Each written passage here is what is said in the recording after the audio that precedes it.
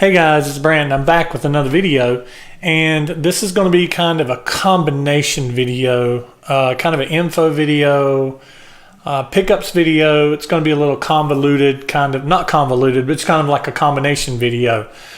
Wanted to talk about a couple things, things going on in the KISS world and things going on that I haven't really weighed in on as far as my opinion about certain things. So I wanted to do that real quick. First off, starting back with, let's go back to that KISS is going to be doing this 3-year tour. And what do I think about that?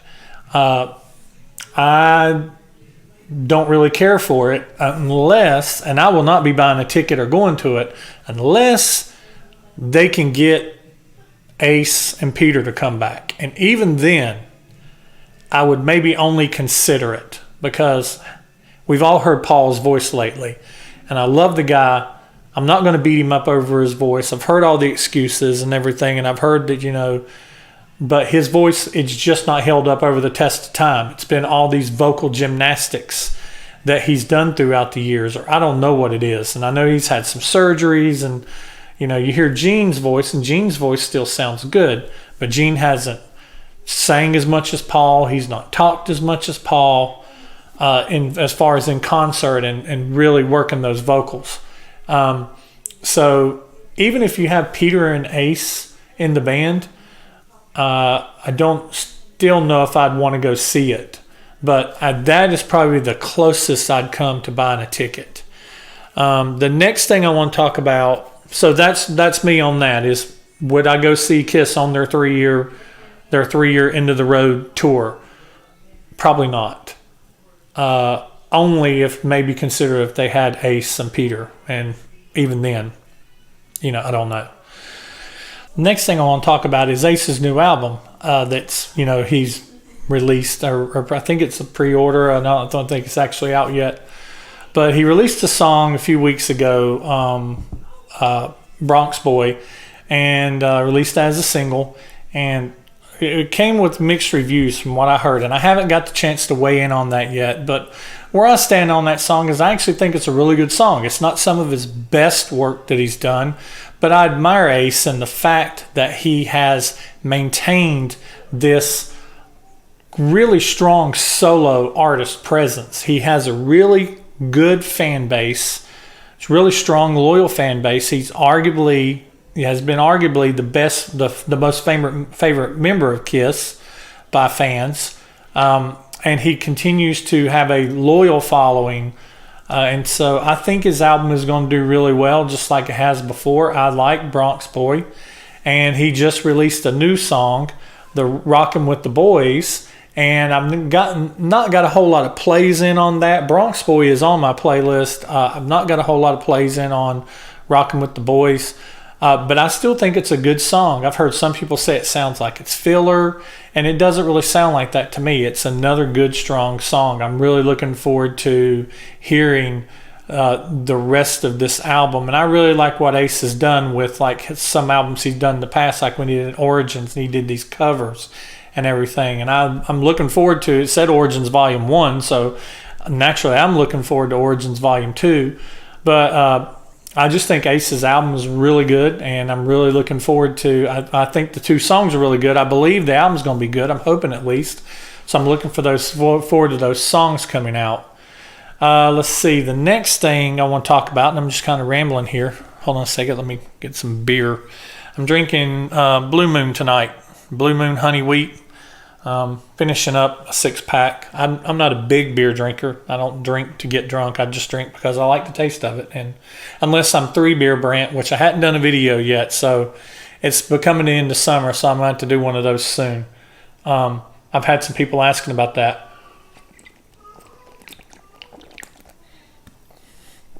While we're on that subject, speaking of people asking, I just released a video with Ralph Vieira, Dr. Fuck from Almost Human 56 YouTube, and a big fan of his, admire him a lot. And he agreed to do a guest appearance with me on my review for Creatures of the Night, and that went live earlier today. It's going really strong. He's promoting it too, which I really appreciate this. Ralph, if you're watching, I really appreciate you doing that. And he wants to do another one with me. And so we're trying to figure out which one we're going to do. But it's really cool because I actually already have the next 3 albums shot. I had to shoot them out of order because I've got special guests on my next 3 albums. I've got a really good friend of mine. His name's Scott Rock. And he is a member of a local band here that is really good. And he sat in with me for Lick It Up. And I'll be editing that this week. Hopefully that'll be out next week. Excuse me. And then I had a friend of mine, childhood friend of mine that I grew up with, Scott Henderson. He sat in with me and was a guest on guest reviewer for Animalize and Asylum because he really likes 80s era's Kiss. So those are already shot, and I think they're going to be really good. I'm really looking forward to get them edited. I'm going to try to get those out over the next 3 weeks, get out one a week. So just be on the lookout for that. If you're watching this sometime in the future and those videos are already out, please go check them out. And while I'm on that subject, I've had a lot of new fans, and I've had a lot of new people that have recently became a big fan of mine, and they've been watching the videos, and they've been sending me messages and just telling me, commenting and stuff about how they're really enjoying the videos and how they just kind of did, they watch them through the day. And that's kind of how I did Ralph's videos. I just put them on and I just watch them through the day, and I worked all the way up through his catalog. And for those of you who have recently discovered my channel and are watching my videos and everything and going through and watching my Kiss videos, my other videos, I really appreciate you. And this is why I do this. What I do for myself. I'm kind of selfish. I do this for me first and foremost. That's why they're my opinions. But it really means a lot to me knowing that you're watching. And when I hear that you're watching, it's a really good feeling. So I really appreciate you tuning in and watching and giving me comments and everything. Okay, mushiness to the side. All right, so I'm throwing my pickups into this because I didn't get a whole lot of pickups. Let me need to put my phone down. I don't have a whole lot of pickups in this month because, once again, it was a slow month, me picking things up. So this is actually going to be covering through the middle of July to the middle of August. I picked these all up in one stop at one place. And I got this from J&B Vinyl. And J&B Vinyl is in Lenoir, North Carolina. And I picked this up, and this is Detroit Rock City. It's the single. Trying to get that straight there. It's the single Detroit Rock City, and you can see, I don't know if you can see that really well there, but it's where this is the B-side, because this was the second pressing of this where they actually had re-released it and put Beth on the A-side there. And so this is the second pressing of that. So I've got that 45. It's not in the Casablanca record sleeve that has the palm trees and stuff on it. I got that for $3. And the second thing I picked up here is another copy of Alive. And I pretty much buy Alive every time I see it. If it's got because this is just such a great album. I think this is maybe my 5th or 6th copy that I have of Alive now. But I got this one basically because it had the sleeve is not in the best shape. The end of the edge of the sleeve is all busted up. The front's not in bad shape. The back's not in bad shape. It's got the ring. The inside is in pretty decent shape. I mean, this is in good shape to be 76. But it's got the Casablanca. It's got the Casablanca sleeves. Got the back side on it where it's got Kiss and other Casablanca artists. And I haven't looked up yet to see what press this is. Haven't looked it up yet. I don't even think I've logged this in Discogs yet. I might have. I don't know yet. And it's got some scratches on it, and but it's a bogey, and it's a bogey variant where there's other variants of this where Kiss is where it's at and Alive is down below. Alive is down here in this area. So this is the one where Kiss and Alive are both up here. And so it's the blue label, and it does have the address. So I don't know what press that is. I have to look. Like I said, I have to look it up. And this is the book. And the book's in good shape in this one. Once again, like I said, this is if you've watched my videos, you've seen this book many times because I've got about 5 copies back here behind me of this. But I have a tendency to pick it up every time I see it. If it's got the books in it, I have a tendency to pick it up every time I see it if the books are in good shape. And that one's in really good shape. So I'll set that one aside. And I think I paid $10 for that. Yeah, $10. Paid $10. Can't pass it up. Now this, I was excited. I got this from the same place. Got that from the same place, the J&B vinyl. This is Kiss Double Platinum, of course. And paid $15 for this. And when I showed this whenever I was doing the video with Ralph, with Dr. Fuck, and he said that Double Platinum was the first album he ever had. And Double Platinum is amazing because this is like a Mylar foil, and it's embossed. This, what you're seeing here, is actually embossed. Double Platinum's not, it's printed. But this is embossed on there. And on the inside, it's embossed, and you can see their faces, and then it's got the songs there and everything. And I remember being a kid putting down a piece of paper and laying a crayon down and trying to see what their faces looked like. That's in really good shape. I mean, really good shape. If you look at the edge, it is in great shape. The print's there and everything. So, really excited about that case being in as good a shape as it was. Now, I'm not sure about these inner sleeves. These inner sleeves look kind of janky to me, but they may be the original inner sleeves, but I don't know if they are or not. But then you got the album here, Kiss Double Platinum. It looks to be in pretty good shape.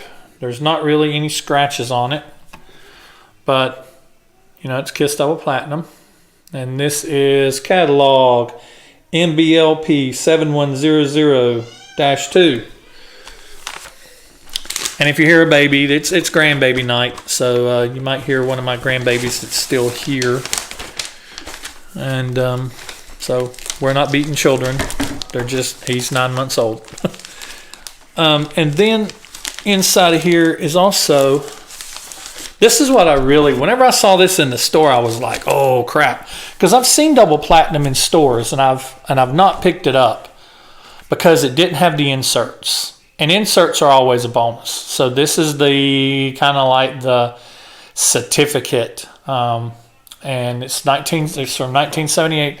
And it just amazes me. I was 9, I'm 49 now. This thing's 40 years old, and it's in better condition than I am.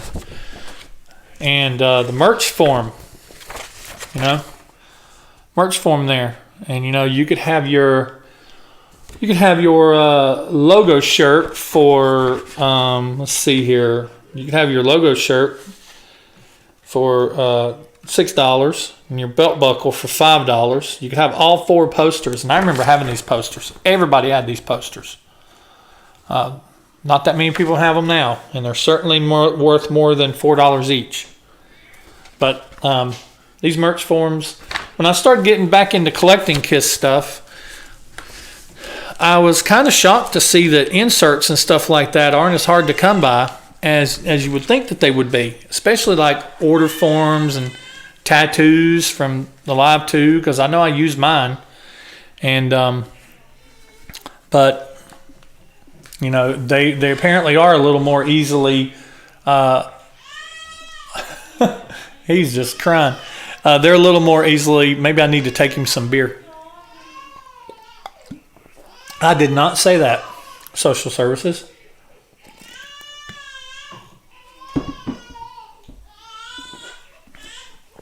So how many of you have grandchildren? They're a blessing, aren't they? I do love him. That's my grandson Mason, and he's kind of awesome. He smiles whenever he sees me. So I'm way off track here. But anyway, we're going to get back on track. I got this from the same place, and I said in one of my earlier videos that I actually saw this in the store, and I left it, and I came back a couple months later, and it was still there. And it is Ace Frehley's Comet, and it's got a cut on it. You know, it's a cut. It's probably discounted at some point in time, but it is still factory sealed. It is still in the seal. I have not opened it. I may open it eventually, but I've not opened it. It's sealed. Let's see there on the end. And I've got my monitor camera right here. I've got my monitor. That's why if you see me looking down here, that's what I'm looking at, so I can see. But it's not opened. Got the band on the back. Ace with that awesome 80s hair going on right there. But Ace rocks, you know. And they have a blue vinyl version of this, but I don't think this is blue vinyl. And I think it said on there, somebody could probably tell me if it would say somewhere on here that it's in blue vinyl, and it does not. It only says includes the single Into the Night, which my favorite song off this album is probably, I really love Rock Soldiers. We Got Your Rock is good. And Fractured 2 is good, and I'm not big on instrumentals, but Ace, he just does really good instrumentals. So that's what I've got there. So that's all I've got. What else? Is there anything else I want to talk about? Let's see. What have we covered today? Kiss. I'm not a big fan of the reunion. I know that Ace is going on the Kiss cruise. I'm kind of curious to see how that's going to work. I wouldn't like to see Tommy and Ace on the same stage, especially if Tommy has on the makeup.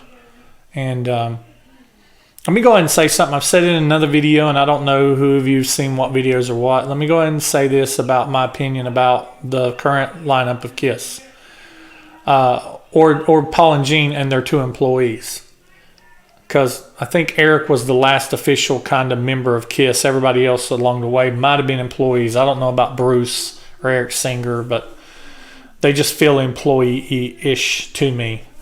But I have no problem with Eric Singer. I think Eric Singer's a great drummer. I think he was better than he used to be. The last really good drumming that Eric Singer did is on Carnival of Souls. His drumming on that album is phenomenal. Probably my favorite drumming by Eric Singer is on Carnival of Souls. He's been dumbed down since then. And